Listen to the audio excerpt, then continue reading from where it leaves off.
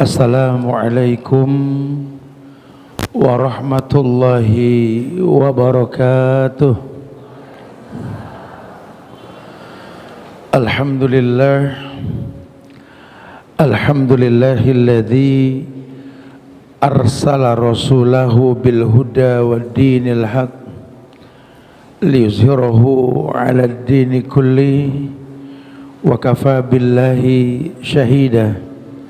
Wa ashhadu an la ilaha illallah wahdahu la syarika lah wa ashhadu anna Muhammadan abduhu wa rasuluh.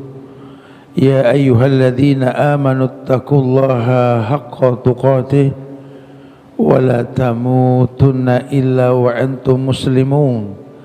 Ya ayuhan nasu taqu rabbakumul ladzi khalaqakum min nafsin wahidah wa khalaqa minha zawjaha wa bassa minhuma rijalan katsiran wa nisaa'a wattaqullaha alladzi tasaaluna bihi wal arham innallaha kana 'alaikum raqiba. Ya ayyuhalladzina amanu taqullaha wa qulu qawlan sadida yuslih lakum a'malakum wa yaghfir lakum dhunubakum wa may yuti'illaha wa rasulahu faqad faza fawzan 'azima. Amma ba'du fa inna ahsanul kalamullah wa khairal huda huda Muhammadin sallallahu alaihi wasallam wa syarrul umuri muhdatsatuha wa kullu muhdatsatin bid'ah wa kullu bid'atin dhalalah wa kullu dhalalatin finnar.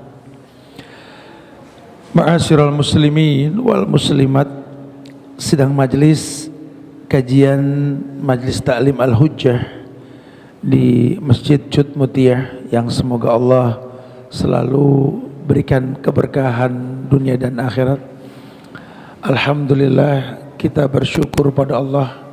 Allahumma shayban nafi'an, hujan bawa manfaat insyaallah. Mudah-mudahan Allah kumpulkan kita di pagi hari menjelang siang ini untuk sama-sama belajar, menyesali apa yang pernah kita perbuat dari kesalahan yang kita lakukan.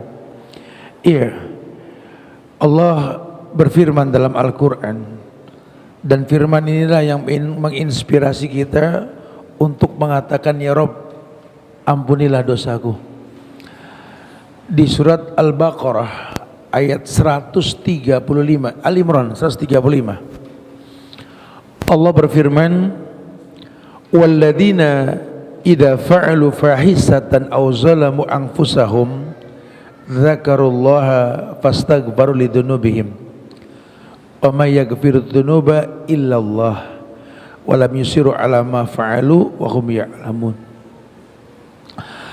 Iya, Allah berfirman dalam Al-Quran, kata Allah, yakni orang-orang yang fa'alu fahisyah, orang-orang yang sadar diri bahwa dia telah melakukan perbuatan keji, au zalamu anfusahum, atau dia berbuat zalim sama dirinya. Kenapa kemaksiatan itu diidentikan dengan kezaliman dengan diri sendiri? Karena Allah ciptakan manusia untuk beribadah. Jadi kalau sampai manusia yang tercipta untuk beribadah kok dia berbuat dosa dan maksiat, ani zalamu anfusahum, dia zalim sama dirinya. Allah enggak ciptakan dia buat berdosa. Ya, Ibnu Qayyim Al-Jauziyah dalam kitabnya Ad-Dawa Ad-Dawa, beliau mengatakan buat orang yang berbuat dosa, kata beliau, idza kunta au hasadka dzunub fada'ha wa in syi'ta falyasta'nis. Jadi kalau bahasa ulama itu tahu orang kalau lagi bikin dosa dilarang masalah, disinggunglah, karena ternyata berbuat baik ada dewasanya, berbuat dosa juga ada dewasanya. Pakarlah profesional kalau bahasa kita ya. Beliau mengatakan idza kunta hasadka dzunub fada'ha. Coba deh, kalau kamu yang rutin bikin dosa, lelah bikin dosa, tinggalin dosa. Karena ada dosa yang kita tuh capek sendiri. ya Allah berdosa lagi deh gitu. Ya kadang-kadang seperti itu karena kita nggak bisa nolak dosa. Ya contoh lah yang paling gampang lah, hari gini kita sukses punya sebuah usaha hari gini dan manajemen perusahaan kita itu tidak menemukan kekurangan dalam usaha kita sehingga nyaris kita ini nggak punya hutang. Turun pajak ke 30%, betul? Berarti kita orang kaya. Harus ada pinjaman. Kalau ada pinjaman nanti turun 8% pajaknya gitu kan. Mau nggak mau nggak bisa. Saya berusaha sudah ninggalin riba, cuma hari gini kita nggak bisa. Sometimes kita kayak gitu. Nggak dibenarkan ya. Mungkin babnya bab darurat nanti, ad-darurat tubihul mahdurat. Karena terpaksa mau nggak mau. Karena perusahaan ini tinggi pajak kalau nggak ada pinjaman, kan aneh ya. Aduh, targetnya ini besar dengan pajak, gimana Ustaz? Ada yang begitu. Atau mungkin ada hal-hal yang memang dia belum bisa tinggalkan gitu loh. Karena ada akad dengan orang tertentu yang harus dia selesaikan dulu. Tahu nggak boleh, cuman ya kan sadarnya ketika sudah berjalan nih. Jangan jadi hakim buat orang yang belum mampu untuk meninggalkan keburukan. Lebih baik kita mendoakan. Karena kalau memang gerakan tubuh kita nggak dipandang, ajakan lisan nggak didengar, doa jangan putus. Ya Allah yang membolak-balikan hati manusia. Intinya seperti itulah. Ya ada orang yang zolamu anfusahum. Dia berbuat zolim sama dirinya. Ya sadar nggak sadar karena Allah ciptakan dia buat beribadah. Makanya perkataan malaikat ketika ulama menjelaskan tentang 3 keutamaan Ramadan, ada salah satu keutamaan Ramadan itu kan futihat abwabul jannah walam yuglaq min habab wa ghuliqat abwabun nar walam yuftah min habab gitu ya. Kata Nabi 3 keutamaan kita belum bahas tapi saya segera ingin mengingatkan. Ada Nabi mengatakan kalau Ramadan itu kan pintu sorga semua dibuka, nggak ada yang tertutup. Pintu neraka tertutup, nggak ada yang terbuka. Sampai malaikat bilang, ya bagiyal khair akbil wa ya bagiyal syar aksir. Ya, yang kita pengen yang terakhir di sini. Kata malaikat, hei pemburu kebaikan, ini Ramadan manfaatin. Hei pelaku kemaksiatan, aksir kurangin. Jadi malaikat pun menginformasikan, karena nanti manusia nggak ada yang nggak berdosa. Kullu bani Adam khata, nggak tahu kalau bani yang lain dah. Kalau Bani Adam, ini kita kan anak Adam. Walaupun sekarang bapak kita si Asep, si Dudung, si Mupid gitu ya, tetap ujung-ujungnya kita ini Adam. Kita ini anak Adam. Kullu Bani Adam khata, bahwa setiap anak Adam itu ya memang punya salah. Wa khairal khata'in at-tawwabun, dan sebaik-baik anak Adam yang berbuat salah yang mau bertobat. Yang mau bertobat. Nah, yang mau bertaubat inilah yang membutuhkan ilmu gitu loh. Makanya Allah mengatakan walladzina idza fa'alu fahisatan aw zalamu anfusahum dzakarullah. Dia mengingat Allah. Ramadan timingnya tepat nih. Karena orang yang minta ampun sama Allah itu orang yang menstabilkan iman. Yang dipanggil untuk urusan Ramadan ini orang yang beriman. Kalau kita nggak banyak minta ampun sama Allah di pojokan bulan Sya'ban begini nih, takutnya Ramadan cuma hiporia. Tiap tahun kalau Ramadan emang tiap tahun. Cuma bekasnya berasa gak? Ayo dong muhasabah diri. Ini makin sempit loh kesempatan kita ketemu sama Ramadan. Ya semoga panjang umur semua kita ketemu sama Ramadan insyaallah ya. Tapi kan tetap kita nggak tahu lah ya, takdir Allah yang punya lah. Ya. Apalagi tahun depan, wallahu alam bisawab. Tahun ini aja teman-teman kita udah pada rontok nih yang meninggal sebelum ini. Ya semoga Allah panjangkan umur kita, baguskan iman kita ya. Kita bisa berjumpa dengan Ramadan insyaallah. Zakarullah, dia ingat Allah. Kok dia bisa ingat Allah? Saya sampaikan di perjumpaan bulan lalu Al-Ahzab ayat 35. Di ujung ayatnya itu ada bahasa wadzakirinallaha katsiran wadzakirat. Al-Ahzab ayat 35, lihat di pojokan ayatnya itu. Setelah dijelaskan wasoimina wasoimat, orang yang berpuasa, laki dan perempuan, ya, wal hafizina furujam wal hafizat, dialah orang-orang yang menjaga diri, menjaga kemaluan. Kalau dia sudah bisa menjaga diri, menjaga kemaluan dengan puasa, yang dia masuki di bulan Ramadan, wadzakirinallaha katsiran wadzakirat. Allah akan jadikan dia orang yang mengingat Allah. Masuk nih bab ini. Ali Imran 135. Tadi yang barusan kita bahas ya. Di sini ada bahasa zakarullah. Dia ingat Allah. Di Al-Ahzab 35 itu pun akan nyambung. Wadzakirinallaha wadzakirat. A'addallahu lahum maghfiratan wa ajran aziman. Di Al-Ahzab itu dikatakan karena dia ingat Allah, Allah siapkan ampunan. Buat orang yang sudah ingat Allah, ya kayak orang berbuat dosa, ingat Allah pasti istighfar. Astagfirullah. Orang kalau sudah ingat Allah pasti istighfar. Makanya perintah Allah yang cepat itu istighfar. Wasari'u ila maghfiratin min rabbikum. Makanya yang cepat, minta ampun yang cepat, jangan lelet. Ini mah kadang-kadang kita suka mending tobat sih. Duduk kajian di Cut Mutia begini, dengar ceramah, wah ini harus tobat nih, langsung bikin komitmen, ya Allah mudah-mudahan insya Allah tahun depan saya tobat. Tahun depan, yakin umur sampai tahun depan. Sari'u ila maghfiratin, cepet minta ampun, jangan nunggu tahun depan. Kalau urusan minta maaf mah jangan nunggu tahun depan. Sampai kemarin ada yang nanya, Ustadz, ini kan kita mau ketemu sama Ramadan. Emang kata si Ustadz gitu lah. Terus persiapannya apa Ustadz? Yang pasti jangan berbuat sesuatu yang merontokkan iman.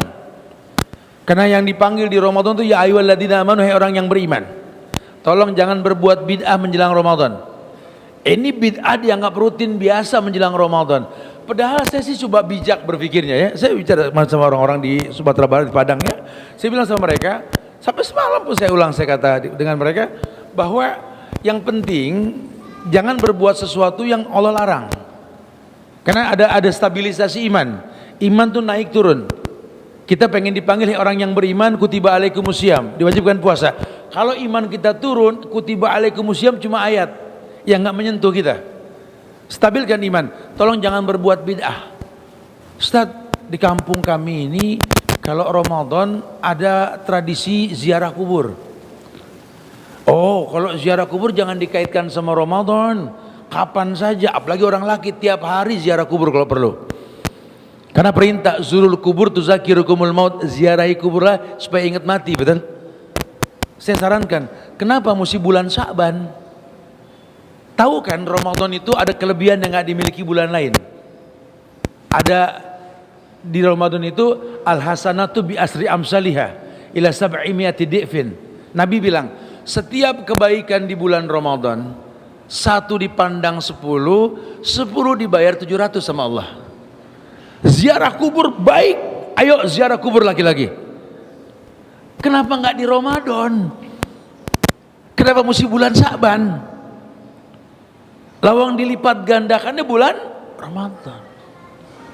Ini kan kadang-kadang kita suka mengikat diri dengan sesuatu yang nggak dicontohkan. Kalau gitu-gitu jawaban apa? Emang nggak boleh? Yang bilang nggak boleh siapa? Gitu loh.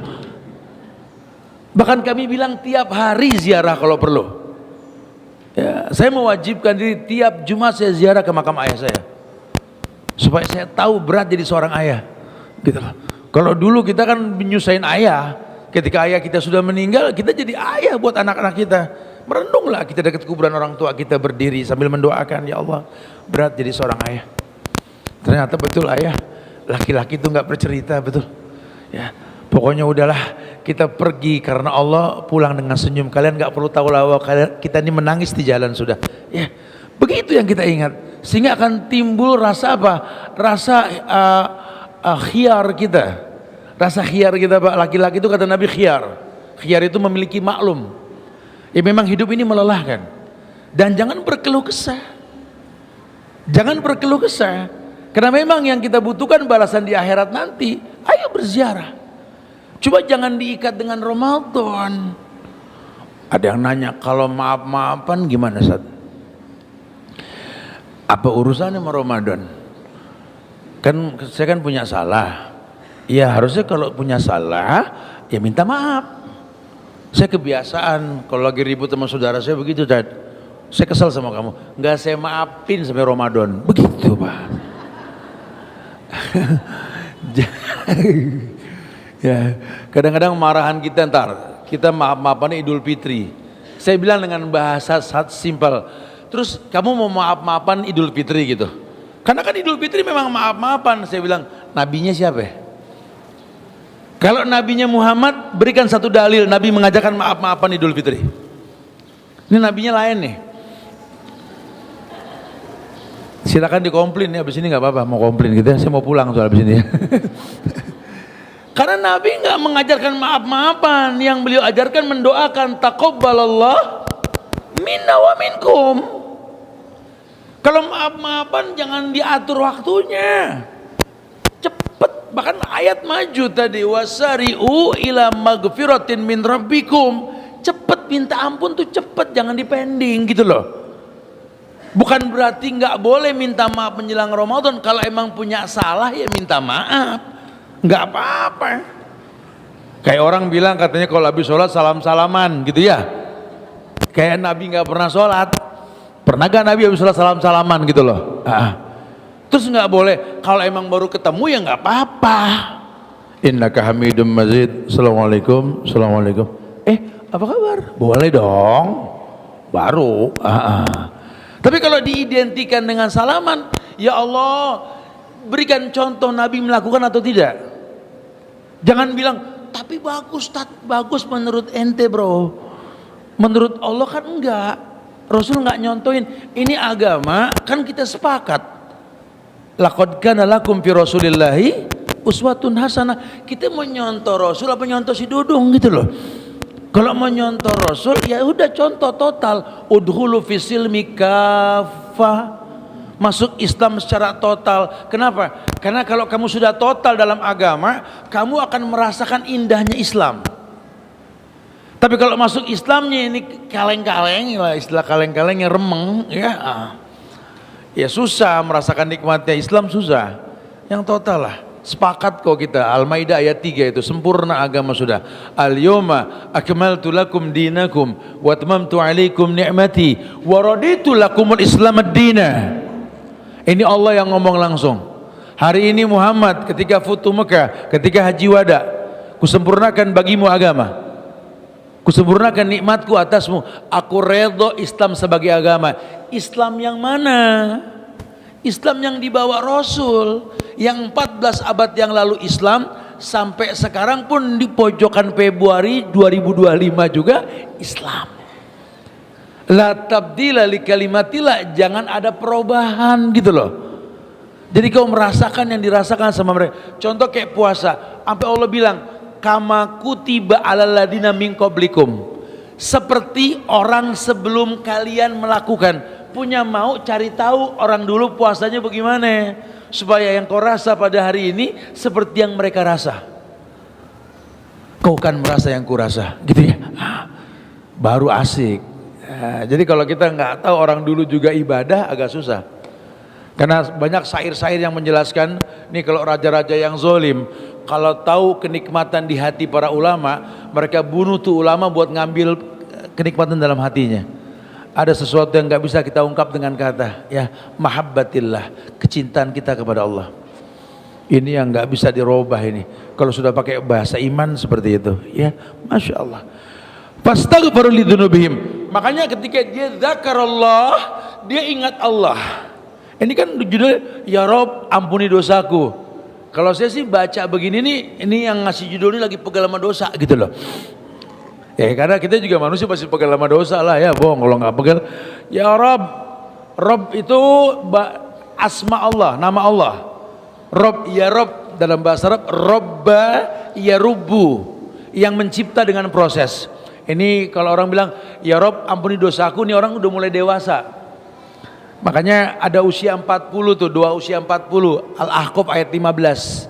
Biasanya orang, senakal-nakalnya orang, kalau dia memuhasabah diri, umur 40 tuh udah lelah sama dosa.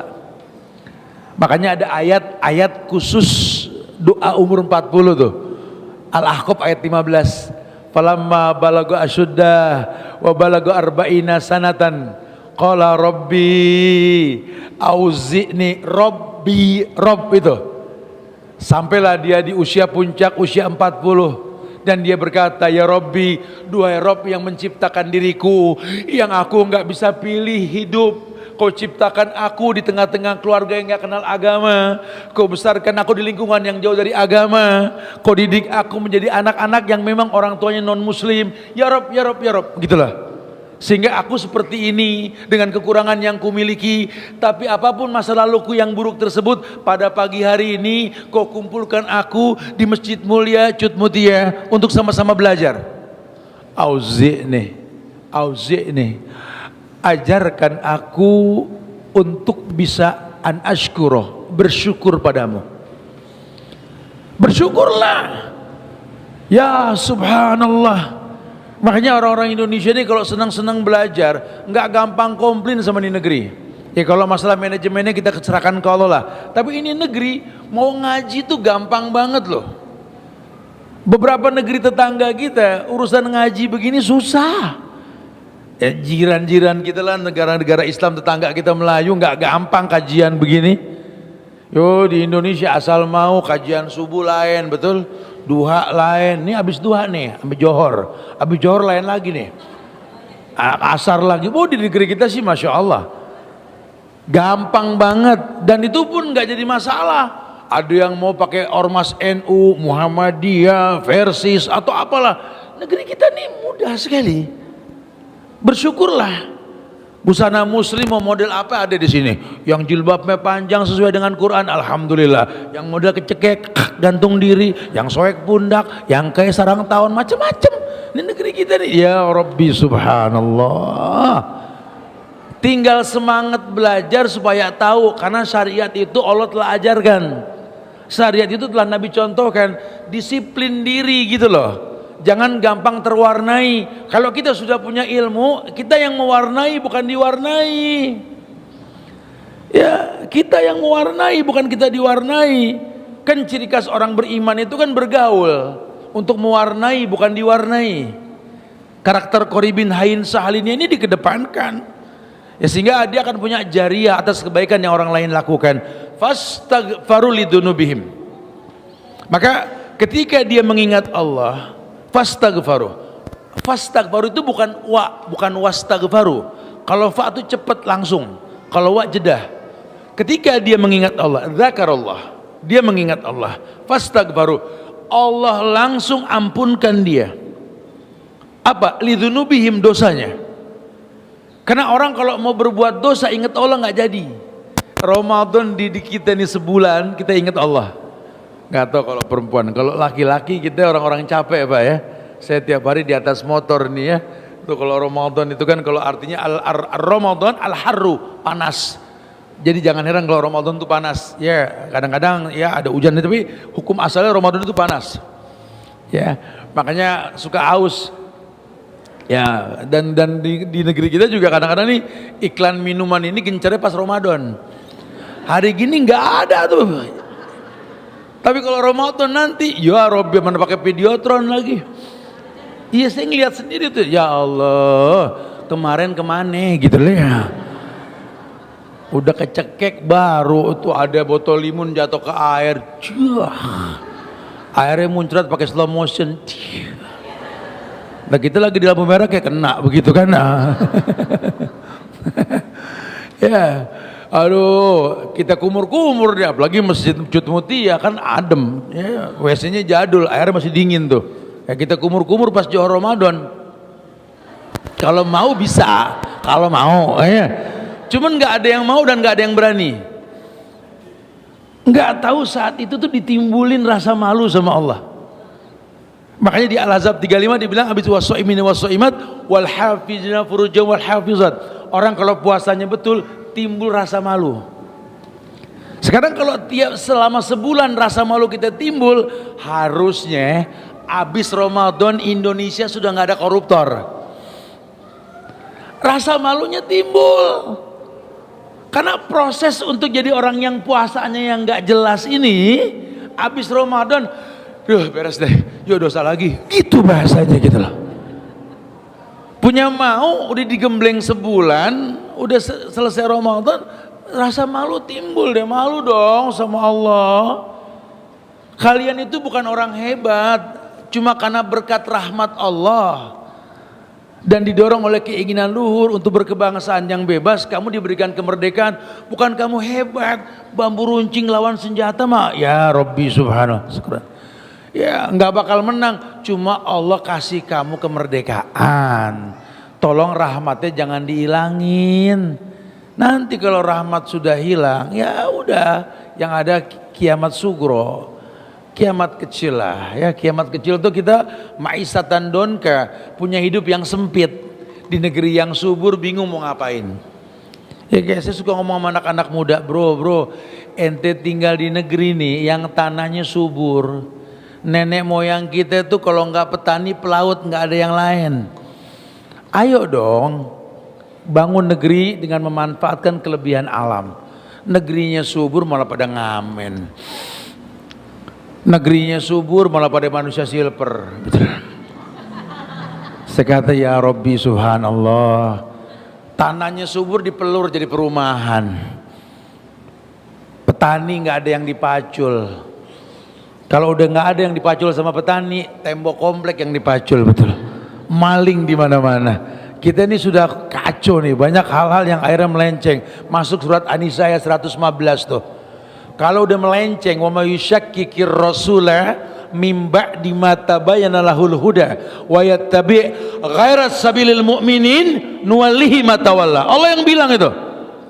Kalau sudah bertolak belakang dengan contoh yang Rasul contohkan, di mana kita disuruh bersyukur kita nggak bersyukur, disuruh tobat kita nggak bertobat, nggak bisa, malah terjebak dalam kufur nikmat.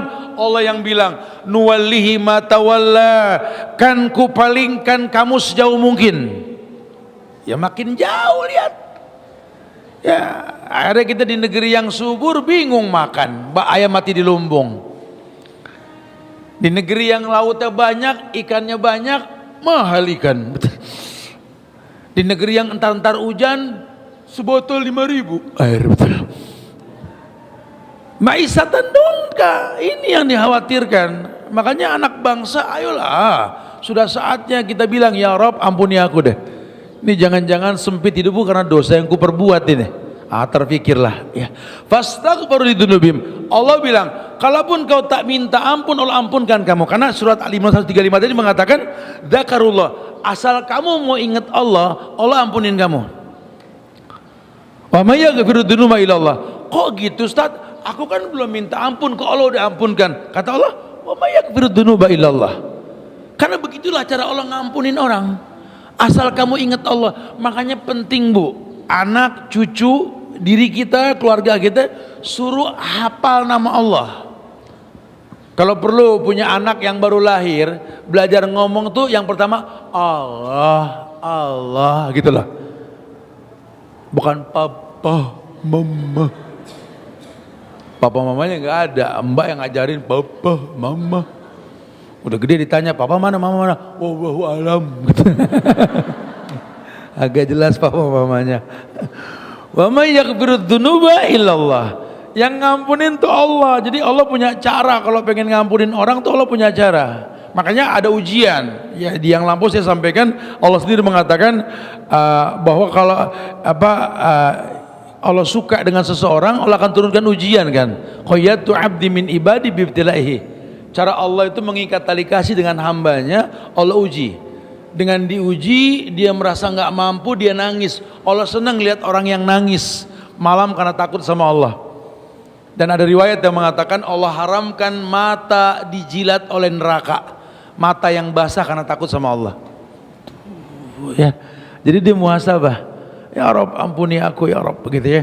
Ya, surat At-Tahrim ayat 8 Allah perintahkan kita untuk seperti itu. Ya ayyuhalladzina amanu tubu ilallah taubatan nasuha. Hai orang yang beriman, ya berarti menandakan orang yang beriman gak ada yang maksum ya.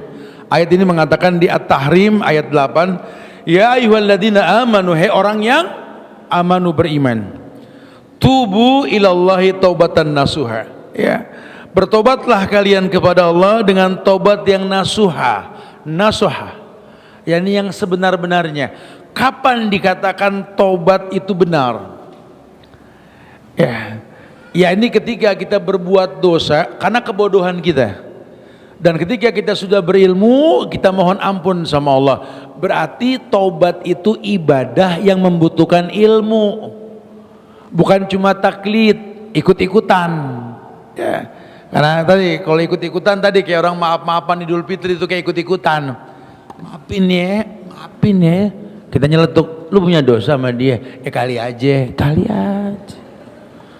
Mana kali Ciliwung, kali aja kali mana? Nggak ada. Kita kalau mau minta maaf memang kita ingat dosa, dan itu nggak nunggu Idul Fitri, kapanpun gitu loh. Jangan-jangan kebiasaan kita minta maaf Idul Fitri sama orang tua nih memang kita berdosa dari bulan Sa'ban sama Ramadan. Ya, nanyain kagak, ya, ngopenin kagak sama orang tua. Malam takbiran bawa anak ngeriak banyak, masya Allah. Mak, kita datang nih mama cucu nih. Oh, mama masak apa besok mas? Sayur tupat. Diem aja mbaknya. Tupat dari mana lu bagi kagak katanya. Bikin sayur tupat mak, duitnya mana ngasih kagak katanya. Nuntut doang ya.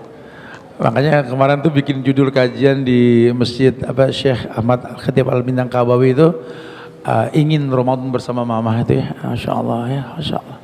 Jadi betul-betul kalau ingat-ingat, iya dulu tuh kita Ramadan orang tua tuh bermanfaat banget buat kita. Sekarang kita pengen buktiin bahwa kita bermanfaat buat mereka. Udah mah, Pak, Ramadan ini kalian gak usah capek, sudah urusan kami. Udah, tugas kalian beribadah, doakan kami di balik ibadah yang kalian lakukan. Kami masih ingat dulu kamu lelah mencari uang, pulang menjelang buka dengan senyum, bawa makanan di tangan ayah. Ibu pun lelah membangunkan kami sahur dengan senyum, bangun nak sahur. Nanti kami sekarang tugas kami sudah kami siapkan semua buat orang tua. Ya, kenapa? Ingin menggapai kemuliaan itu butuh pendewasaan, butuh. Nah makanya buat orang-orang yang belum melakukan, ya berharaplah Allah mudahkan untuk seperti itu, gitulah. Surat An-Nur ayat 31. Wa tubu ilallahi jami'an ayyuhal mu'minun la'allakum tuflihun. Lagi-lagi ada ayat yang Allah firmankan buat orang beriman. Tadi At-Tahrim ayat 8 orang beriman ya. Ya ayyuhalladzina amanu, hai orang yang beriman, tubu ilallah taubatan nasuha.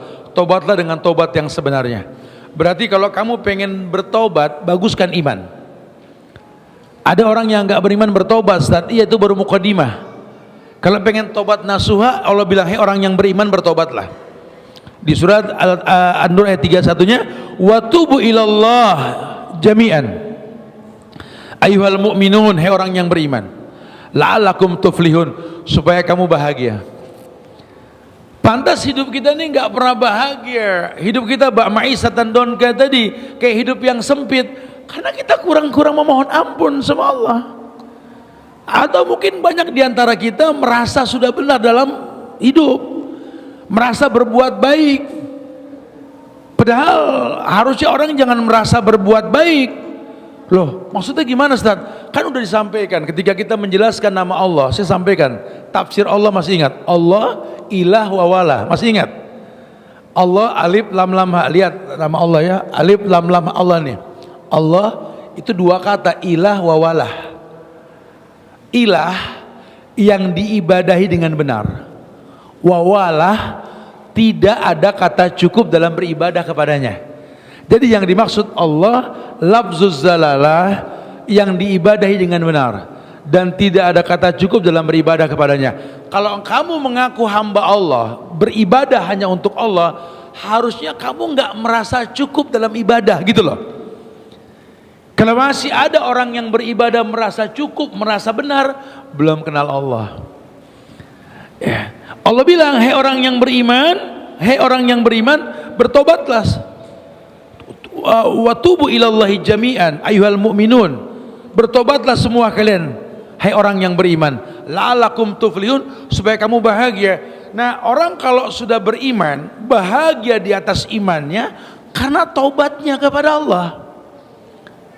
Apa sih yang membuat orang tua ini bangun subuh, sholat berjamaah di masjid, padahal secara fisik udah nggak kuat lah. Tapi kenapa kalau subuh tuh orang tua yang banyak? Mana anak muda yang six pack, yang anggota nge-gym sono nge-gym sini gitu loh. Ya karena orang tua pada akhirnya tadi di Al-Ahqaf ayat 15, Allah bikin rasa lelah dengan dosa. Lama-lama kita mbok ya lah. Ya sudahlah. Emang berapa lama lagi sih umur? Kan saya sering bilang dengan bahasa canda supaya nggak terlalu takut dengan maut. Ya paling 2 kali pemilu lagi. Saya bilang kan begitu ya, supaya gampang nerimanya gitu.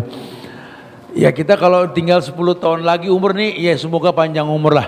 Ya kalau sampai 30 tahun lagi pun ngerepotin orang lah. Ya kita nggak pengen nyusahin orang. Sudahlah ya, hidup kan pasti mati. Jangan ditakutkan kematian, mendingan persiapkan diri. Ya tolong. Kalau kamu sudah yakin memang hidup ini nggak lama lagi, kamu lelah dengan dosa, tinggalkan dosa. Masa mau ngulang kesalahan? Guru-guru kita suka bilang dulu, jangan kau masuk lubang 2 kali. Kalau kau sudah tahu ini bakal endingnya sebuah dosa dan kemaksiatan, ini jangan diulang. Makanya bahasa Nabi, manahaitukum an syai'in fajtanibuhu. Pokoknya kata Nabi, kalau aku sudah ngelarang, jauhin. Manahaitukum an syai'in fajtanibuhu. Agama tuh begitu. Makanya kalau kamu sudah capek bikin dosa, ada larangan, jauhin, jangan dilongok. Udah tahu perboden sengaja, emang ada apa sih? Jangan begitu dah. Jauhin aja dulu. Apalagi Nabi yang ngomong, apa yang kularang jauhkan. Wa ma amartukum bihi fa'tu minhu mastata'tum. Apapun yang kuperintahkan, lakukan semampu kalian. Wa ma amartukum bihi fa'tu minhu mastata'tum. Apapun yang kuperintahkan, lakukan semampu kalian. Lakukan semampu kalian. Perintahnya seperti itu gitu loh. Ada beberapa hal yang mesti kita pahami. Kalau memang kita mengatakan ya Rob, ampunilah aku. Kata ulama ada 3 syarat. Itu identik sama taubat ya. Ya Rob ampuni aku, taubat berarti kan. Ulama bilang ada 3 syarat taubat seseorang itu diterima sama Allah. Yang pertama, ini kata ulama nih, kita pelajari dari mereka dengan sanad sampai ke Rasul. Yang pertama, taubat dilakukan sebelum nafas mencapai tenggorokan. Artinya orang kalau mau bertobat mumpung masih seger. Nah, jadi makin kita seger, makin kita tuh dekat dengan ampunan Allah. Jangan nunggu sakit dulu. Ya nggak apa-apa juga selama sakit itu belum sampai kerongkongan lah. Ya. Berarti pentingnya muhasabah diri. Disitulah orang yang pernah tinggal di zaman Nabi menjadi khalifah kedua setelah Abu Bakar yang namanya Umar. Beliaulah orang yang mengatakan hasibu qabla an tuhasabu, wazinu qabla an tuzanu. Hasibu, hisablah dirimu. Udah harus sering-sering lah kita menghisab diri lah. Maksudnya menghisab bagaimana Ustaz? Menimbang. Kan agama ini menjanjikan balasan pada setiap ritual pahala, ritual ibadah, pahala dijanjikan. Harusnya kayak contoh gini, sholat tanha anil faksa wal mungkar. Sholat mencegah perbuatan keji dan mungkar. Antuna bapak ibu-ibu sekalian ya mengukur diri. Saya sudah sholat, tapi kira-kira masih gak saya berbuat keji dan mungkar, itu menghisab begitu. Saya sudah sedekah, harusnya kan tudiul bala. Saya sudah sholat duha, harusnya kan sehat, karena 2 rakaat kan sedekah badan, betul. Saya sudah puasa bulan Ramadan, la'allakum tattaqun, harusnya sudah bertakwa. Selesai Ramadan punya solusi makhrajan, selesai Ramadan punya yusron, kemudahan. Selesai Ramadan punya furqan, sudah punya belum? Itu menghisap diri namanya. Wazinu qabla an tuzanu. Kamu timbang amal kamu. 24 jam kepotong merem 8 jam. Kerja 8 jam, 16 jam. Sisanya berapa? 8 jam. 8 jam kamu pakai apa? Salat. Per salat 10 menit, 5 waktu, kita baru 50 menit, 1 jam lah tolong kita pakai dalam 5 kali sholat ya. Berarti sisanya berapa? 7 jam. 7 jam kita pakai apa? Timbang tuh. Sesibuk apa kita sampai nggak sempat baca Quran? Sesibuk apa kita sampai orang tua kita, mata tuanya menanti kita di pinggir jalan, di pagar besi tempat yang pernah dia pesan, ada apa bu? Anak ini tidak ada yang datang, 1 juga nih mau Ramadan. Subhanallah. Coba timbang-timbang lah. Ya. Dari 7 jam ini masa nggak ada kedekatan kita sama Allah, sementara kita merengek minta sama Allah. Tapi kita lupa, hidup ini bukan cuma meminta, ada hukum sebab akibat. Sab'ul masani, 7 ayat yang kau ulang-ulang, itu ada kata iyyaka na'budu wa iyyaka nasta'in. Kan Allah suruh bilang, kepada kau aku beribadah, kepada kau aku meminta. Jangan cuma minta ibadahmu, nol. Itu wazinu qabla an tuzanu. Coba dulu orang tuamu jalan kaki cuma buat nengok ibumu, ayahmu ketika kau kecil. Ada yang di bawah, saya masih ingat, saya punya nenek Betawi asli, orang Blok A. Saya digedein di Jakarta Selatan sini. Saya masih ingat, saya SD itu nenek saya, nyai tua saya itu kalau dari Blok A ya, Jalan Sawo tuh datang ke Ulu Jami, ada yang dia bawa tuh kelapa, udah ada keluar daunnya, ayam dan lain-lain. Saya nggak tahu, baru paham sekarang saya. Saya tanya, karena kan kalau orang Betawi bilang nenek kan nyai tua, "Nyi, nengokin nih." "Iya, lu pada nggak sempet ya, gue yang sempet dah." "Tuh bawa apa, Nyi?" "Ini gue bawa kelapa, buat diparut, lu tanem, terus biar lu tahu nenek lu pernah kemari nih." Begitu, maaf nih bahasa Betawi gitu ya. "Tuh ayam apa?" "Iya, lu goreng, gue pengen makan sama lu." Gitu. Sesimpel itu gitu loh, sesimpel itu. Dan itu jalan kaki. Lah sekarang anak-anak sekarang motor mobil punya, orang tua samping yang cuma beda komplek, panjang mata nggak ada yang nengokin. Coba. Katanya bertitel S1, S2, S3, S bonbon dan lain-lain gitu. Temuin deh, temuin. Kan sudah belajar, penyebab masuk surga itu kan yudkhilus surur fi qalbil mu'min, yakni memberikan kebahagiaan ke hati orang yang beriman. Dan orang beriman yang paling berhak menerima kebahagiaan dari diri kita ya orang tua kita. "Kakak saya Tat nggak mau nemuin orang tua saya Tat, nggak mau nemuin orang tua kita, alasannya belum sukses." Saya bilang, kirim salam sama kakaknya dari Ustaz Subhan, kirim salam, bilang orang tua itu nggak butuh anak sukses. Orang tua cuma pengen merasa jadi orang tua sampai kapan juga. Sehebat apapun kita di mata orang, sebanyak apapun perusahaan yang kita punya, wallah kita anak kecil di hadapan mereka. Bilang sama dia, kita ini anak buat orang tua kayak pohon mangga yang ditanam. Gede nih pohon, berkembang, tuh kembang belum tentu jadi buah. Yang nanam udah seneng lihat kembang, betul. Asal ngelihat anak tumbuh dewasa, orang tua udah seneng. Belajar cinta sama orang tua. Makin kurang anak, makin diingat sama orang tua. Temuin, mumpung badannya masih hangat. Temuin, biarin kita cium tangannya bau minyak tawon, bau minyak caplang, biarin daripada bau kapur barus mayit yang kita temuin nanti. Temuin,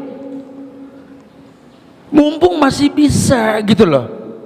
Masa dari sekian waktu yang kita miliki, sisa waktu 7 jam satu hari dikali 30 hari, 210 jam kita nggak sempat nengokin. Bilang sama tuh anak, ada 2 pemandangan di muka bumi ini yang paling indah, yang kita nggak boleh nggak menatapnya. Yang pertama kiblat, memandang Ka'bah, pemandangan paling indah. Yang kedua menatap wajah orang tua.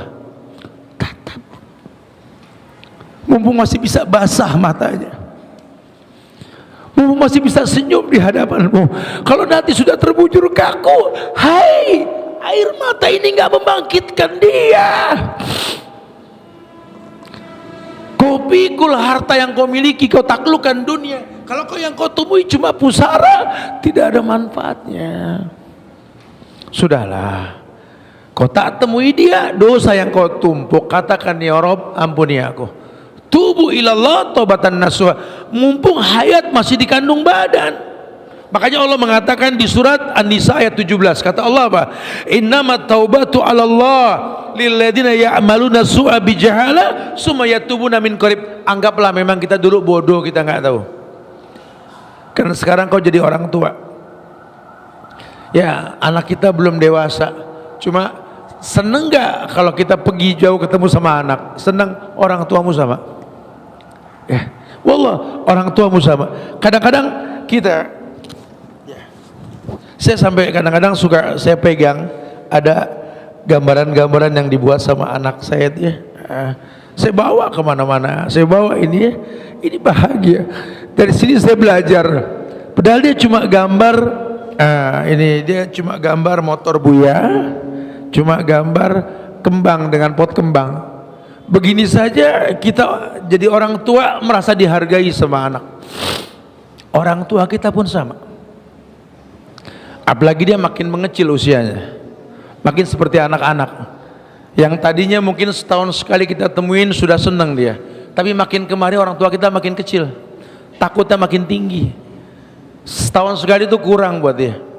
Sekarang kita hidup di zaman yang canggih. Kalaupun fisik kita nggak sampai, sulitkah kita video call dengan orang tua kita setiap hari? Supaya kita makin dewasa, baik kita orang laki pak, ya belikan handphone bagusan dikit lah, cicilin lah bulanan lah, ya supaya jelas. Mah ini agak sedikit mahal tapi manfaat dijaga mamanya. Kenapa mesti yang mahal-mahal sih? Aku tuh kangen dengan kerut di kening mama. Itu yang mendewasakan aku mah.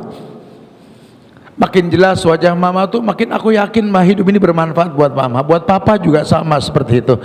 Ini membangkitkan jiwa untuk makin dekat sama Allah. Ya. Ayo. Mumpung hayat masih dikandung badan. Allah hanya mengatakan taubat yang Allah terima orang yang ya'maluna su'a bijahala summa yatubuna min qarib. Dulu dia bodoh, sekarang dia sudah berilmu. Yatubuna min qarib, dari dekat dia akan mohon ampun sama Allah. Masya Allah. Yang kedua, taubat yang diterima itu dilakukan sebelum terbit matahari dari tempat terbenam. Masih lama lah ya, masih punya waktu. Sebelum matahari terbit dari tempat terbenamnya, Allah masih membuka diri untuk bertobat. Ya ibadi, kata Allah, lau dzunubuka ananas sama atani la tusriku bi syai'an la ataituka maghfiratan mislah. Aduh, saya kalau baca ini hadis gak kuat saya. Sampai Allah bilang, ya ibadi, ini pelaku dosa. Allah bilang, hambaku, kata Allah. Tidak ada yang melebihi Allah yang maha pengampun. Allah tahu kau berbuat dosa. Lau dzunubuka ananas sama. Kalau kau berbuat dosa setiap hari, kau tumpuk dosamu menjulang tinggi bak langit yang paling tinggi. Kau datang kepada aku dengan kau bawa tumpukan dosamu tersebut. Selama kau tak berbuat syirik, ku datangkan ampunan setinggi tumpukan dosamu. Allahu Akbar. Allah pentangkan tangannya buat hamba-hambanya yang memohon ampun sama Allah. Dan keuntungannya apa? Stabilisasi iman. Sehingga kita mohon sama Allah ampunan. Layaklah kita beristighfar, kita tingkatkan menjelang Ramadan, layak. Ya. Bukan antar manusianya, ke Allahnya yang lebih penting. Karena yang manggil kita buat puasa itu Allah, bukan manusia. Allah yang panggil kita. Kalau manusia ya jangan ditunda, karena nggak ada yang menjamin kita berjumpa dengan Dia. Ya. Innallaha azza wa jalla yabsutu yadahu bil-lail liyatuba musii'un nahar wa yabsutu yadahu bin-nahar liyatuba musii'ul lail hatta tadlu'a asy-syamsu min maghribiha. Kata Rasulullah begini, dalam satu riwayat Imam Muslim mengatakan, innallaha azza wa jalla, sesungguhnya Allah azza wa jalla yabsutu yadahu bil-lail, membuka tangannya pada malam hari, liyatuba musii'an nahar, untuk menyiapkan ampunan buat pelaku dosa di siang hari. Wa yabsutu yadahu bin-nahar, Allah pentangkan tangannya ya di siang hari, liyatuba musii'al lail, untuk menyiapkan ampunan buat orang yang berdosa di malam hari. Hatta tatlu as-samsu min maghribiha. Sampai kapan Allah seperti itu ya Rasulullah? Sampai matahari itu terbit dari tempat terbenamnya. Allahu Akbar. Kok bisa ada orang yang lupa istighfar?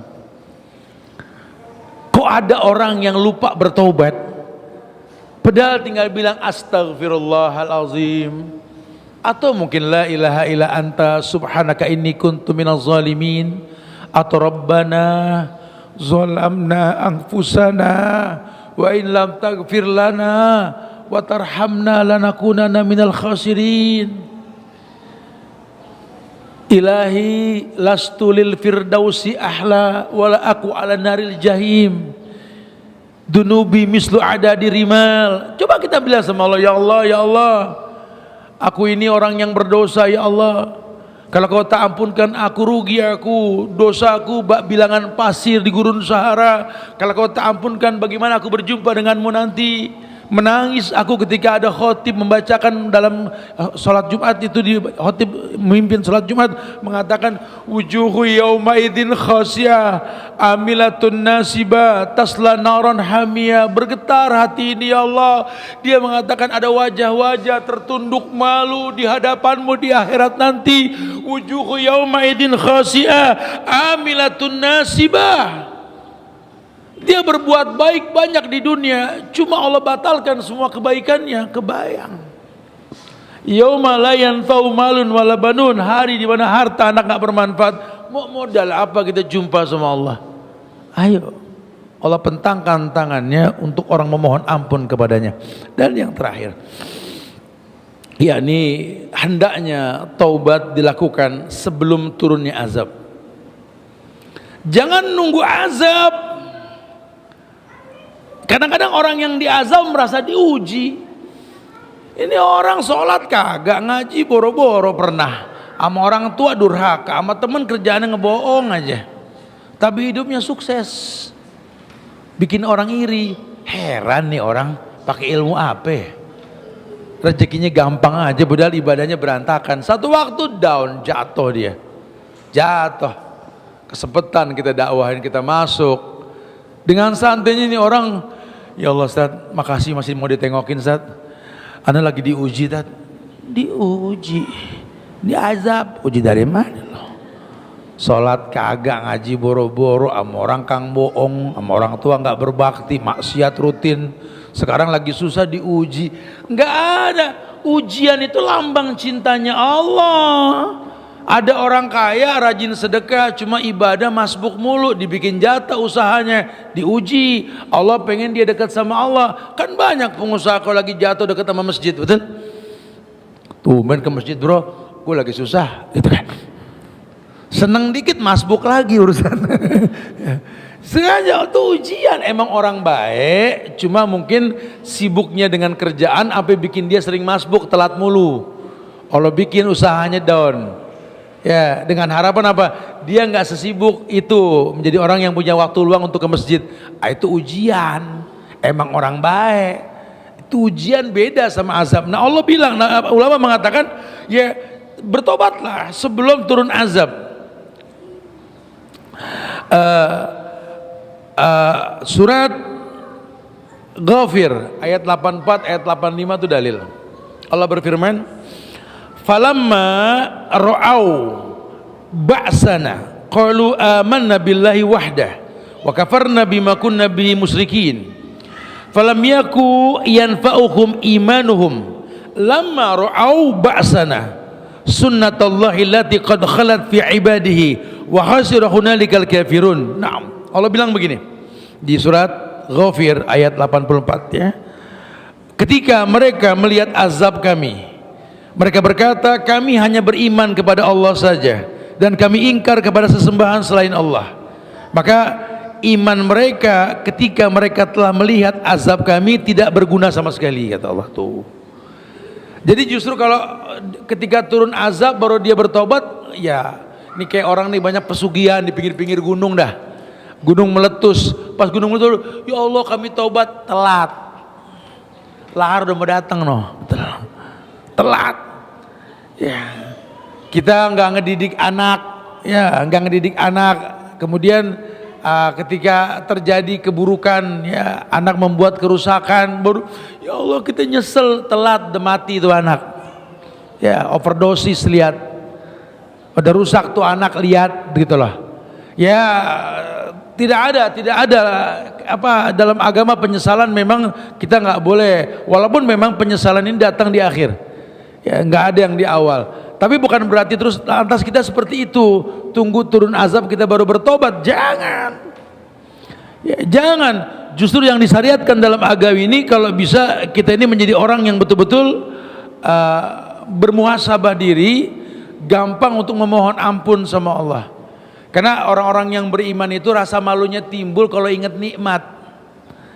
Ya, makanya ada perintah, wa bi ni'mati rabbika fahaddis. Nikmat Allah sebut. Karena sering nyebut nikmat Allah, wa in ta'udu ni'matallahi la tuhsuha.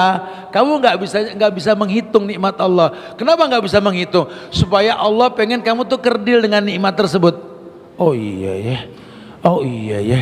Ternyata aku jadi lemah. Oh iya ya. Dengan kita menghitung diri kita akan seperti itu. Wallahu a'lam bishawab. Ya. Jadi poin yang kita tekankan pada perjumpaan kita kali ini, kita memohon kepada Allah untuk diampunkan dosa kita dengan cara-cara yang dicontohkan tadi. Ya, kaitan dengan Ramadan apa Ustaz? Al-Ahzab ayat 35 tadi, lihat di ujungnya itu, a'addallahu lahum maghfiratan wa ajran azimah. Allah siapkan ampunan buat orang yang betul-betul mau bertobat dengan Ramadan dan momentum Ramadan ini, ya. Bahkan Ramadan itu kan nggak dibagi tiga. Ya, ini kenapa? Itu hadis tentang membagi tiga Ramadan dhaif. Ya. Tapi semuanya ada di Ramadan. Jangan dibilang ini rahmat, ini maghfirah, ini itqu minanar. Rahmat sebulan, maghfirah sebulan, itqu minanar sebulan. Bahkan di ujung Ramadan itu yang puncaknya Ramadan Lailatul Qadar, kita suruh minta apa? Minta ampun kan? Apa bacanya? Innaka afuwun tuhibbul afwa. Itu tuh mesti dipersiapkan tuh supaya nanti sampai malam ganjil nanti itu kita tuh mohon ampunnya karena kita ingat dosa. Karena ya memang bobot istighfar kita tuh kalau kita bermuhasabah diri. Hasibu qoblaan tuhasabu, ya. Yuk kita berdialog. Mungkin ada yang mau ditanyakan, silakan. Akhiru da'wana anil hamdulillahirabbil alamin. Assalamualaikum warahmatullahi. Izin bertanya Bapak Ustadz, saya ini ibu dari satu anak laki-laki. Dulu saya bekerja tapi memutuskan berhenti karena anak saya berkebutuhan khusus. Saya punya suami yang bakhil. Sampai saat ini saya hanya dijanjikan dibelikan rumah. Tapi sampai 10 tahun pernikahan kami sampai saat ini masih mengontrak rumah. Padahal dia mampu. Uang belanja pun tidak dikasih langsung, jadi saya harus minta setiap hari. Saya berasa seperti pengemis. Terkadang kurang ngasihnya. Saya sudah mencoba mencari pekerjaan dan akhirnya dapat, tapi dia tidak mengizinkan. Saya bingung bagaimana masa tua dan masa depan anak saya. Saya minta bercerai tapi dia tidak mau. Dia selalu minta didoakan untuk dibukakan rezekinya. Tapi setelah Allah berikan rezeki yang banyak dan itu memungkinkan untuk beli rumah, dia selalu ingkar. Apakah salah kalau saya tinggalkan suami saya, Pak Ustadz? Mohon pencerahannya Pak Ustadz. Dia yang nikah, kita yang pusing nih. Ya nggak apa-apa, mau bilang apa ya, saat itu kan nggak tahu cara milih. Memang ada dua laki-laki yang haram diterima lamarannya. Kata Nabi, yang pertama laki-laki yang bakhil, yang kedua laki-laki yang suka mukul. Carilah laki-laki yang khiyar, ya. Jadi zaman Rasul itu ada laki-laki yang ingin meminang seseorang. Nabi tanya, siapa sih laki-lakinya? Si fulan, si fulan. Jangan, si fulan ini orang bakhil, si fulan ini suka mukul, jangan. Rumah tangga itu ujungnya itu kebaikan, bukan keburukan. Tidak ada kebaikan bersama orang yang bakhil dan orang yang suka memukul. Carilah lelaki yang khiyar. Khiyar itu yang menyiapkan maklum. Khiyarukum khiyarukum linisaikum. Laki-laki yang khiyar itu, khiyar kalau bahasa Huzaifah ibn al-Yaman sahabat Nabi, al-khiyar wal ulama. Khiyar itu ulama. Ulama itu orang yang menyiapkan maklum bahwa laki-laki yang khiyar itu laki-laki yang tahu kalau perempuan yang dekat dengan hidupnya adalah tulang rusuk yang bengkok. Di mana yang bengkok itu bukan cuma istrinya, mamahnya, tulang rusuk yang bengkok. Maka saya sering bilang, seburuk apapun seorang ibu, buat kami anak laki, mama inti ala roksi, kau di atas kepalaku mama. Kita akan siapkan maklum. Ya, masya Allah, subhanallah. Atau seburuk apapun seorang ayah, tetap hero buat anak gadisnya. Makanya lelaki wajib dekat sama anak perempuannya. Dia mewakili dunia. Masya Allah. Ya, harus cari yang khiyar. Laki-laki tulang rusuk yang bengkok itu ibumu. adik kakak perempuanmu, istrimu, anak perempuanmu tulang rusuk yang bengkok, siapkan maklum. Dengan mereka bukan masalah kalah atau menang, siapkan maklum. Karena mereka tulang rusuk yang paling atas, yang paling bengkok, kau paksakan hukum patah, siapkan maklum. Itulah ujian hidupmu. Lagi-lagi seperti itu ya. Jadi ibu kalau memang ukurannya gini bu, benci dan cinta karena Allah, rumah tangga itu halal cerai kalau agama sudah terganggu. Ya, kalau kita belajar benci dan cinta sama orang karena Allah, ukurannya Allah. Kita lelaki begitu. Kalau pada akhirnya cuma nanggung dosa perempuan yang nggak mau bener diingetin, ngapain kita nanggung dosa? Ceraikan dia. Toh cerai 2 kali, mudah-mudahan dengan masa idah pertama dia bertobat. Atau perempuan, kalian nikah ini dibawa ke sorga, bukan bawa ke sorga. Mungkinkah perempuan ke sorga bareng suami yang bakhil? Ya, atau jauh dari agama. Allah benci orang yang bakhil. Ya, mudah-mudahan dengan mengambil sikap dia berubah. Boleh kalau ibu sudah nggak kuat sampai berdosa, sampai ngegibah suamimu, lu ngapain? Minta orang nasihatin dia, masih nggak berubah juga ambil sikap. Mudah-mudahan dengan sikap ibu yang tegas ini dia berubah sehingga kembali baik lagi rumah tangga insya Allah. Ya harus. Makanya perempuan bu dalam agama dinikahi itu dengan 4 alasan. Yang pertama 5 liha, karena dia punya harta, bukan anak orang kaya, dia punya nilai. Perempuan mesti pinter. Jadi kalau dia dinikahi sama laki-laki, laki-laki itu punya rasa malu nikah sama perempuan yang punya harga. Kamu kasih nafkah ke anak-anak, kamu nggak kasih, saya bisa kasih. Malu kamu. Kita laki-laki suruh nikah sama perempuan yang kaya, kan saya bilang, walaupun istri kita punya banyak restoran, tetap kata Nabi antud imuha idza ta'imta, tetap kasih uang makan, walaupun dia punya restoran banyak. Kita nikah sama perempuan punya garmen, punya butik banyak, ya perusahaan pakaiannya banyak, tetap antal basu idza labista, kasih dia uang suruh beli baju. Itu laki-laki. Wa izzuhu istighnahu anin nas. Kita laki-laki ini makhluk yang dicipta bukan nyender sama orang. Jadi perempuan harus punya nilai. Jangan modal nangis minta bulanan ditambahin gitu loh. Itu bucin namanya. Jangan, ngapain? Udah kering air mata zat gitu ya. Ya buktiin ada nilai. Ya didik anak-anak perempuan kita pinter. Perempuan tuh madrasah, harus pinter. Sekolah nak. Jadi perempuan yang punya talent, yang punya kebisaan banyak. Karena belum tentu rezekimu dengan mamamu sama. Mamamu punya rezeki bagus, suaminya orang kaya. Kamu belum tentu nak. Belajar nyuci piring, belajar rapiin rumah nak. Satu waktu nanti kau akan diuji dengan rumah tangga nak. Kan gitu ya. Didik seperti itu perempuan. Ya jadi kalau memang agama ibu sudah terganggu ya bisa, mudah-mudahan sih enggak ya. Ada yang menasehatilah supaya enggak boleh. Lagi Pak, rezeki kita nih ya itu tergantung daripada yang kita kasih. Karena kalau bahasa Allah nahnu narzukukum wa iyahum. Kami kasih rezeki sama kamu tuh buat mereka, mereka tuh melalui kamu. Makin lancar ngasih orang tua ibu kita, makin lancar ngasih istri kita, anak-anak kita, makin lancar rezeki kita gitu loh. Ya gimana rezeki mau lancar kalau tempatnya kita persempit. Sementara ayat bilang, aku kasih rezeki kamu buat mereka, banyakin merekanya, baru tajir kita. Nggak ada orang bakhil jadi tajir, nggak ada. Malah kalaupun dia punya prinsip hemat pangkal kaya, tuanya duitnya habis di rumah sakit yang begini. Wa yadubillah wa na'udzubillah. Izin tanya Ustaz, saya ingin melaksanakan umrah Ramadan, dari travel mewajibkan suntik meningitis, apakah dihalalkan? Tanya sama dokter, saya nggak ngerti nih ya kalau masalah suntik. Karena yang saya tahu ada legalitas kehalalan dari MUI. Saya cuma bisa ngelihat begitu. Selama ada ulama yang menghalalkan, bismillah.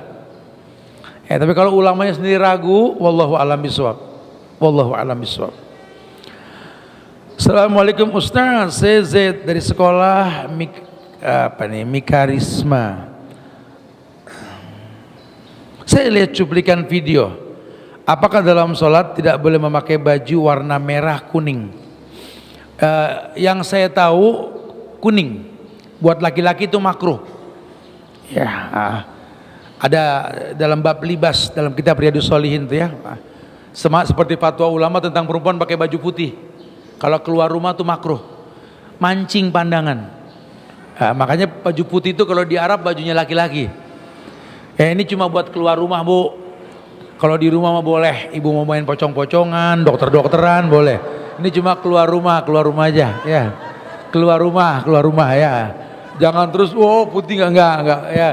Pokoknya Islam ini memuliakan perempuan supaya enggak timbul fitnah kalau keluar. Tapi kalau laki-laki, karena baju kuning itu penyerupaan pendeta rahib-rahib agama lain gitu ya. Wallahu alam. Ada bab mengenai itu ya.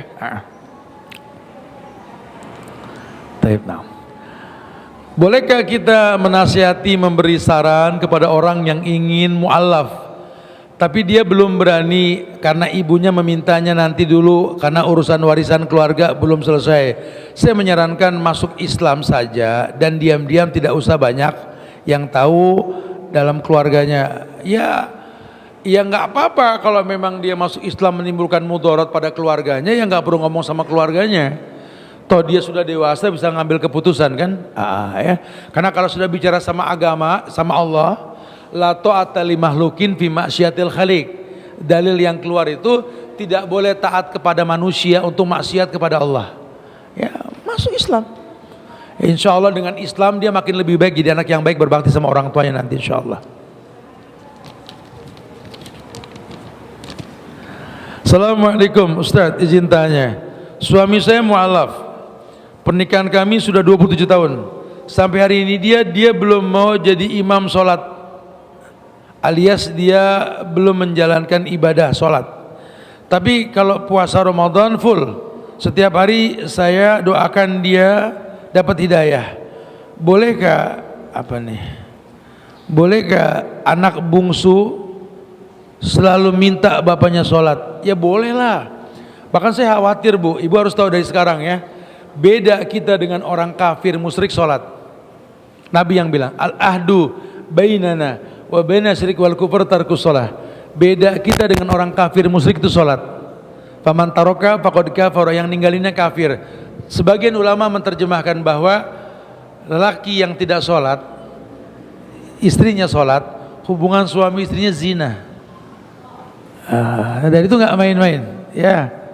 Nasihatin, suruh dia sholat paling nggak yang 5 waktu aja deh. Mudah-mudahan dengan informasi ini ibu bisa ngomong baik-baik sama suami. Karena ulama sepakat mengatakan kalau suaminya nggak sholat, disuruh sholat tetap nggak sholat, itu cerai jatuhnya. Tidak boleh perempuan muslimah dengan laki-laki kafir. Nggak main-main, dan itu nggak main-main. Karena sekarang ya Bu, itu bagian sebuah nasihat. Ya, sampai kapan? Sampai dia mau bertobat. Kita dakwahi. Ibu kan baju buat suami. Karena kalau bertahun-tahun dia nggak berubah, ibu kan ke surga bareng siapa? Bareng suami. Suami yang nggak sholat, yakin nggak bawa ibu ke surga? Ayo dong, tapi dengan bijak ya, bukan dengan permusuhan. Nasihatin baik-baik. Atau bawalah dia ke pengajian Cut Mutia, biar kami ingatkan nanti, supaya dia berubah nanti insya Allah. Apa hukumnya menjual uang pecahan 75.000 limited edition dengan harga yang lebih tinggi dari nilai uang? Nggak boleh, haram. Kalau sejenis rupiah dengan rupiah tuh nggak boleh. Ya kayak tukar-tukar uang di pinggir jalan kalau nanti Idul Fitri itu haram kalau dikurangin. Sama dengan 75.000 yang langka ini dijual jadi 100.000, haram hukumnya, nggak boleh, nggak diperbolehkan. Ya. Kecuali kalau kita bermain dolar, kemudian ketika tinggi kita tukar dengan rupiah, itu nggak, valuta asing, ulama memperbolehkan. Wallahu a'lam. Dan untuk uang pecahan, sudah tidak boleh. Zakat emas yang sudah dikeluarkan, apakah di tahun berikutnya dikeluarkan? Iya, selama memang emas yang dia miliki sampai nisabnya dan setahun, 1 haul. Karena biasanya kalau orang 83 gram emas itu kan nisab, setahun dikeluarkan 2,5%, biasanya Allah tambah rezekinya tuh. Jadi tolong banggalah bisa zakat emas. Jangan malah berusaha menyiasati. 83 gram emas nih, minggu depan nih pas tahun nih Tat, pas kurang sehari dijual segram. Jangan begitu, bahil. Jangan menghindari zakat. Wallah, zakat itu manfaatnya bagus banget ya. Ustadz, apakah menunda-nunda bertobat itu perbuatan dosa? Iya, bahkan dosa besar. Menunda tobat itu dosa besar. Saya bekerja di perusahaan riba, tapi saya menunda untuk resign karena belum dapat pekerjaan baru. Saya sarankan yang mau resign dari perusahaan konvensional, buka usaha aja dulu ya. Ketika dia sudah berjalan, tinggalkan. Wallah, yakinlah, kalau maksiat aja Allah kasih rezeki, apalagi kita berbuat baik. Insya Allah Allah jamin rezeki kita, insya Allah. Dan bukan satu dua orang yang seperti ini, sudah banyak yang sukses dengan meninggalkan dosa. Kenapa? Allah suka orang yang meninggalkan dosa. Ustadz, saya sudah 4 kali gagal menikah. Apakah itu takdir atau kesalahan dan efek dosa saya? Wallahu a'lam. Enggak apa-apa. Ya jangan terus jadi orang yang lemah. Baca cerita sahabiat zaman Nabi, perempuan-perempuan yang suaminya bercerai mati ya. Mati kemudian nikah, kemudian nikah. Nikah itu ibadah, enggak ada masalah. Selama perceraiannya karena Allah boleh. Nikah ibadah, cerai pun ibadah. Ya, sampai menemukan yang terbaik, nggak jadi hina. Jangan orang menganggap dia sih udah sering ceretan, nggak bener, nggak boleh gitu. Ya, itu kan Allah yang menceraikan dia, Allah yang menikahkan dia, betul. Yang penting kita menikah karena Allah, bercerai pun karena Allah. Cuma karena mindset kita di Indonesia ini bercerai itu nggak baik.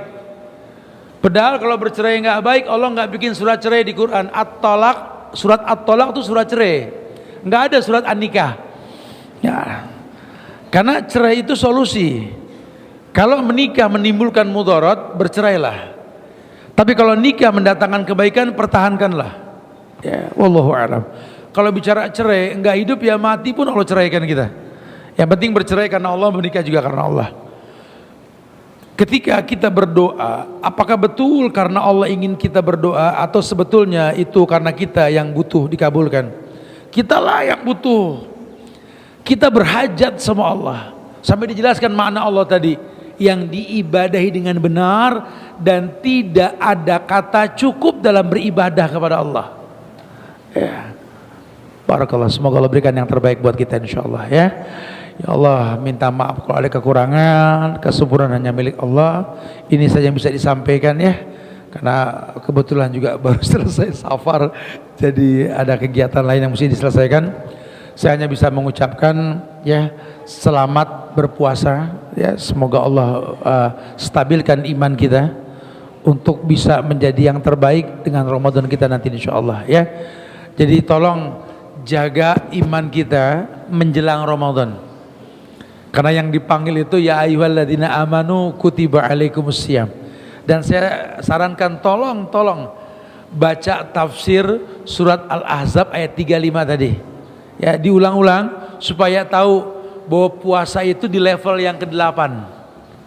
Ya, innal muslimina wal muslimat wal mu'minina wal mu'minat wal qanitina wal qanitat wassadiqina wassadiqat wassabirina wassabirat wal khasina wal khasiat wal mutasaddiqina wal mutasaddiqat, baru wassaimina wassaimat.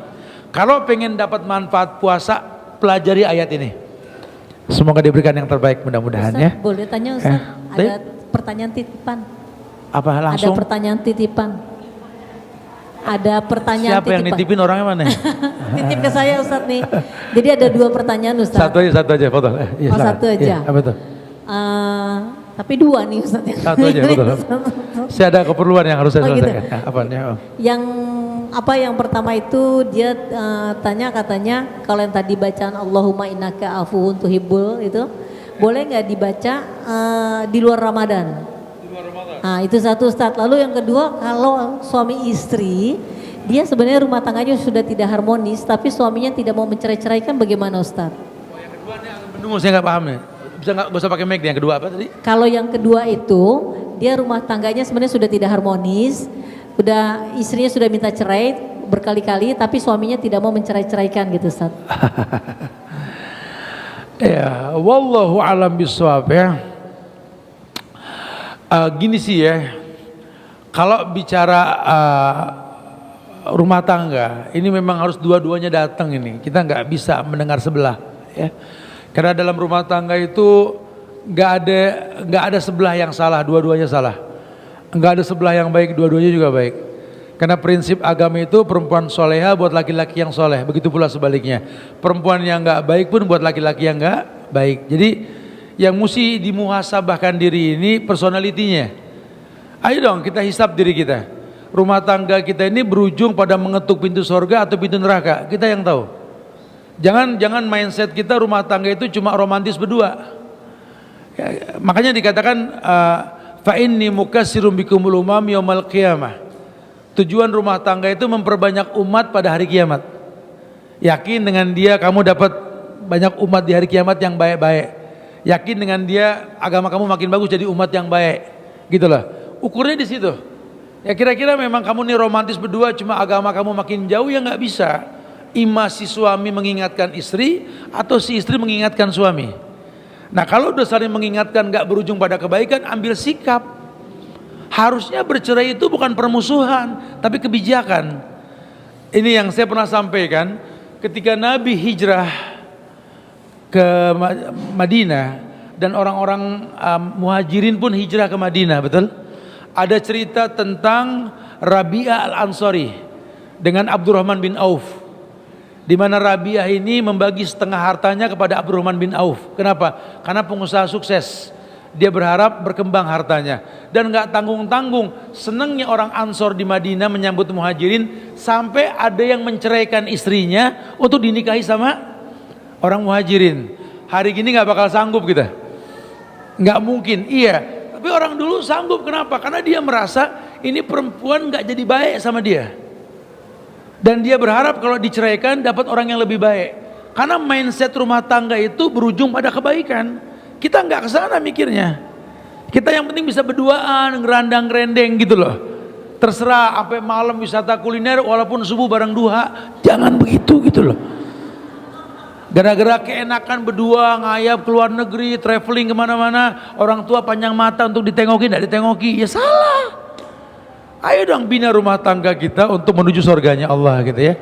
Adapun tentang innaka afuwun tuhibbul afwa fa'fu anni, boleh dibaca kapan saja. Tapi yang paling afdol ketika malam-malam ganjil. Syukur kalau kita ketemu Lailatul Qadar ya. Allah berikan yang terbaik semoga insyaallah ya. Makanya stabilkan iman kita, berjumpa dengan Ramadan maksimal dalam berbuat baik ya. Dan mudah-mudahan pun kita dijumpakan sama Allah di Lailatul Qadar insyaallah ya. Atau mungkin nanti yang berangkat umroh nanti kita bisa ketemu insyaallah. Tanggal 26 besok kita berangkat sampai pertengahan Ramadan nanti insyaallah. Banyak kegiatan dan kajian yang bisa diikuti sana nanti insyaallah ya. Itu aja kali ya. Wallahu a'lam bishawab. Kita tutup dengan kafaratul majlis. Subhanakallahumma bihamdika asyhadu an astaghfiruka wa atubu ilaik. Assalamualaikum warahmatullahi wabarakatuh.